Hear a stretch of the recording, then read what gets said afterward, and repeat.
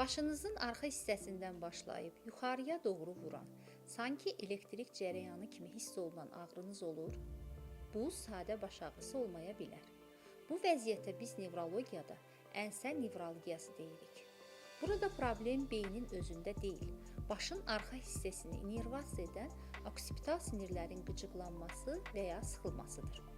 Ağrı adətən boyundan başlayır, ənsədən keçərək başın təpəsinə, bəzən göz arxasına qədər yayılır.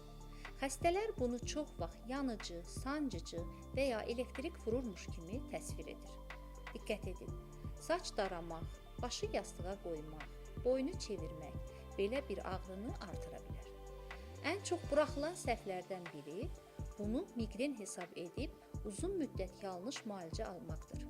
Amma burada mexanizm fərqlidir. Bu, periferik sinir ağrısıdır. Yəni, yanaşma da fərqli olmalıdır. Doğru diaqnoz qoyulduqda müalicə mümkündür. Konservativ yanaşmalardan tutmuş, lazım gəldikdə sinir blokadalarına qədər effektiv variantlarımız var. Əgər sizdə də bu tip ənsədən başlayan ağrılar varsa, bunu sadə baş ağrısı kimi qəbul etməyin. Nevroloji müayinə vacibdir. Çünki biz sadəcə ağrını yox, onun səbəbini müalicə edirik.